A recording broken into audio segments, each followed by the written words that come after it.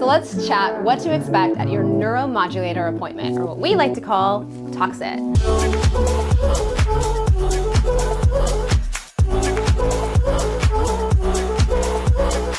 All right, Amanda, thank you so much for helping us out today. Amanda is not a new patient, but she is gonna pretend like she is today, right? So today your neurotoxin has worn out a little bit, right? And just to kind of give you guys an idea, if you're a new patient, the first thing that we do is we go through an extensive medical history, as well as an aesthetic history, as well as reviewing what your personal goals are for a toxin treatment, okay?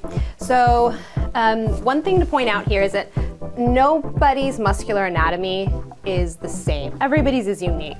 The way the muscle comes in, the thickness, the strength is totally unique to every single patient. So we want to express up for me.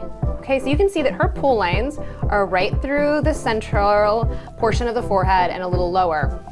So if I were to cookie cut treat patients, I would have some patients that are really happy, and then I have some patients that were really not happy, right? Mm-hmm. All right, so today we're gonna do a little bit of your forehead, right? Mm-hmm. And your crow's feet, mm-hmm. the glabella, mm-hmm. right? And then we're also gonna treat a little bit of these bands right in here, right? That can come and kind of rear their head a little later on as these lower portion of the face kind of gets strong, right? All right, let's do that. Numbing cream? Sure. Let's do it.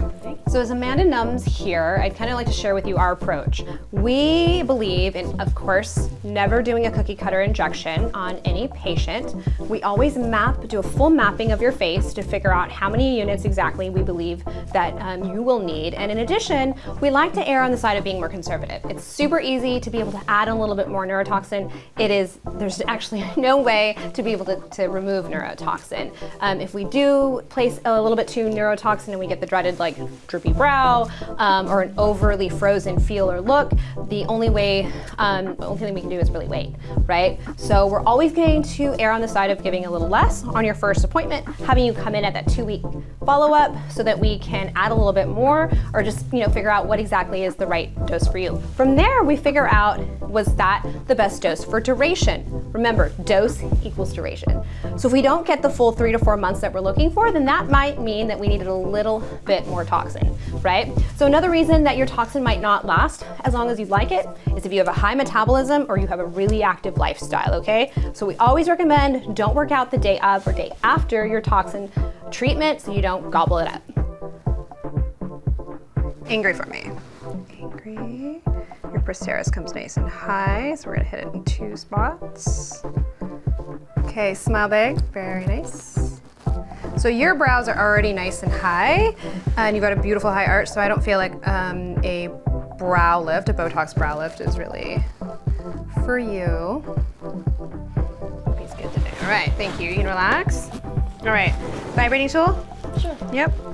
Angry, that's right, relax. All right, a little pokey.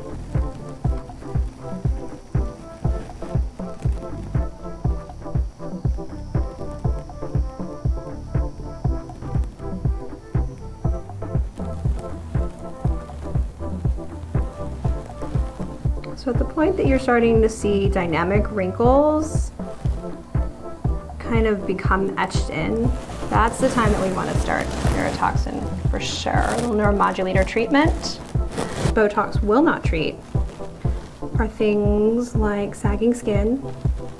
Can't help any sort of a volume loss, right? But it is an amazing preventative. So another question that I frequently get asked is, when should I start a neuromodulator treatment? And that is completely patient specific. I do find though that these days in the era of the selfie, that young adults are needing it kind of earlier and earlier. I definitely think there's just a lot more facial expressions.